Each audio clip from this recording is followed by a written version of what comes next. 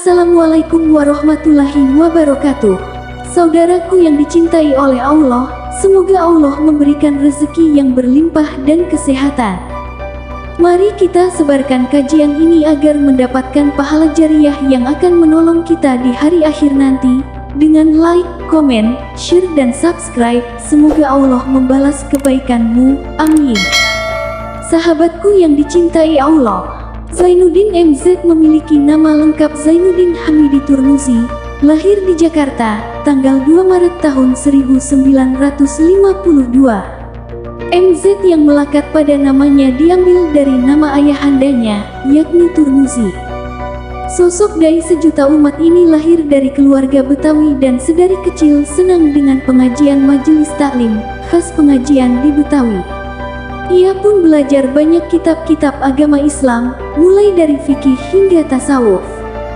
Ia lantas belajar di Madrasah Sanawiyah hingga aliyah di Darul Marif Cipete, Jakarta Selatan, di bawah asuhan Kiai Haji Idam Khalid, ulama nuharismatik sekaligus politisi senior dari PPP. Ia memiliki latar belakang pendidikan di jurusan Perbandingan Agama Fakultas Usuluddin IAIN Syarif Hidayatullah. Pidato dan ceramah yang menyihir. Keahlian utama yang membuat pengaruhnya kuat hingga kini adalah kemampuan dan retorika dakwah Kiai Haji Zainuddin MZ yang mampu menyihir pendengarnya. Dikisahkan, sedari kecil ia memang gemar berpidato. Pidatonya digemari oleh teman-temannya dan ia mempelajari hal ini dari banyak tokoh. Dua orang di antaranya adalah Bung Karno dan tentu saja Idam Khalid. Zainuddin muda belajar dari tokoh-tokoh tersebut, juga dari gaya ceramah pelbagai tokoh ulama seperti Buya Hamka hingga Kiai Haji Syukron Makmun. Dari mereka, ia belajar dengan intonasi, gaya yang sedikit berapi-api hingga soal menguasai panggung. Zainuddin MZ mulai dikenal sejak banyak mengisi pengajian di radio serta di berbagai masjid dan musala sejak tahun 1975 di berbagai daerah di tanah air. Popularitas dan dakwahnya pun kian menanjak. Ia datang ke wilayah-wilayah terpencil dan pengajiannya tidak pernah sepi. Namanya pun meroket jadi tokoh nasional panutan hingga sampai Malaysia, Brunei dan Asia Tenggara. Dalam sebuah momen Isra Miraj, ia harus melayani 120 tempat dari Jakarta hingga Ternate. Bila pengaruh ceramah terbatas di ruang pengajian, rekaman kaset-kasetnya menembus batas geografis, entitas dan sekat komunitas, tulisnya. Gaya bicara, cara berdakwah hingga jejaknya sampai saat ini masih ditiru oleh banyak mubalik kekinian. Bahkan, banyak yang menyebutnya sebagai prototipe ustaz televisi yang kita kenal sekarang ini. Sosok ini dikenal sebagai dai sejuta umat dan menyihir umat Islam di Indonesia dengan pelbagai pidato dan ceramah yang dibawanya. Nama lengkapnya adalah Zainuddin Hamidi atau dikenal dengan nama Kiai Haji Zainuddin MZ. Bagi banyak orang, ia adalah sosok ustaz harimastik dengan suara dan candaan yang khas yang berbunyi, betul. Suara itu bahkan hingga kini terus dipakai oleh para penceramah dan ustaz. Bukti pengaruhnya abadi dan membekas di benak umat Islam di Indonesia.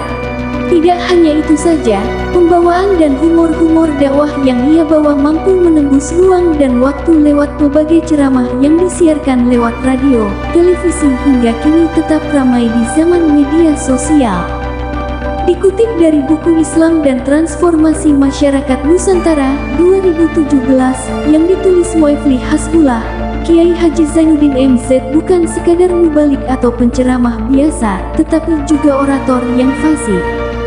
Penguasaan materi keagamaan yang fasih dan diramu dengan candaan yang begitu khas serta membumi menjadikannya sosok ustaz yang paling banyak dikenal oleh masyarakat. Zainuddin MZ mampu menyihir jutaan masyarakat dan ceramahnya menembus pelbagai kalangan dari pejabat tinggi, pimpinan militer, artis, akademisi, petani, preman dan orang-orang pinggiran.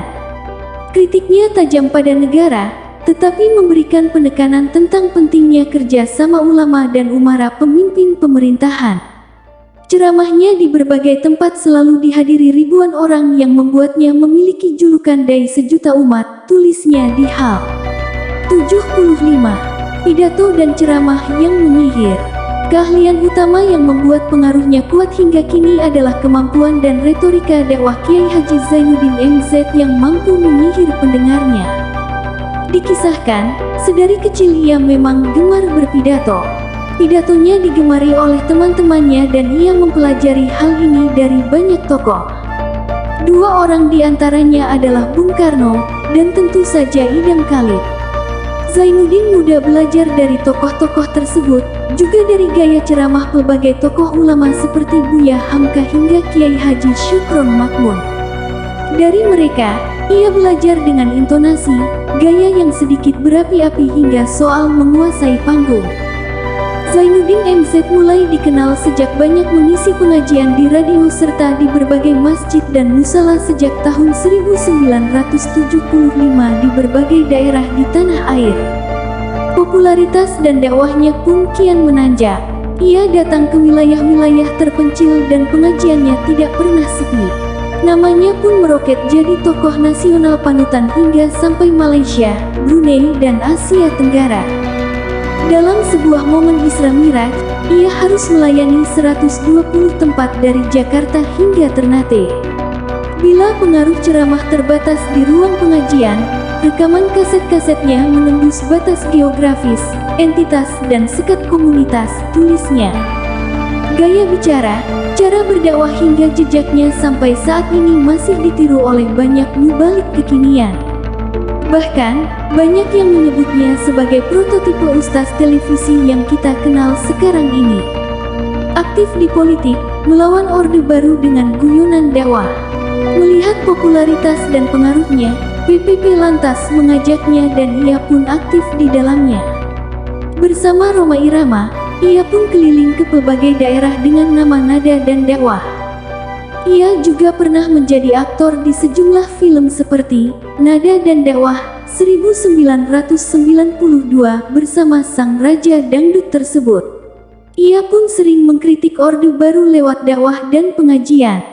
Dikisahkan, pada zaman Orde Baru, ketika hendak pengajian, ia harus kucing-kucingan dengan intel dan kerap mengelabui dengan ceramah. Lewat ceramah pula, ia memasukkan unsur reformasi maupun persoalan sosial lain dengan cara yang kadang subtil, tetapi mengena di masyarakat. Misalnya, untuk bicara soal pemiskinan Orde Baru, ia bicara soal kisah-kisah dan bagaimana umat harusnya mengawasi bersama-sama dan sebagainya. Sebagai ulama, ia pintar mengelola hubungan dengan kekuasaan saat itu hingga bisa tetap aman melenggang berdakwah. Di politik, pernah menjadi anggota MPR dari utusan daerah tahun 1997 sampai tahun 1998.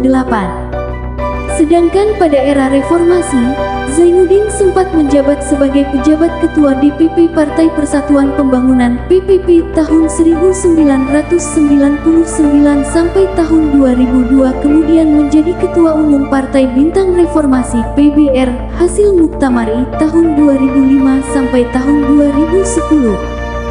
Setelah menghabiskan hampir seluruh hidupnya untuk berdakwah dan memikirkan umat, ia pun berpulang pada tanggal 5 Juli tahun 2011 pada usia 59 tahun.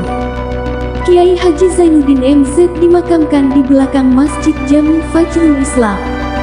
Lokasinya persis di depan kediaman Zainuddin MZ di Jalan Haji Eom, Gandaria Kebayoran Baru, Jakarta Selatan. Makamnya pun sering dikunjungi peziarah yang hendak mengenang jasa-jasa beliau. Sampai detik ini, video-video lama Kiai Haji seolah ingin berkata, Zainuddin MZ memang sudah tiada, tetapi dakwahnya abadi.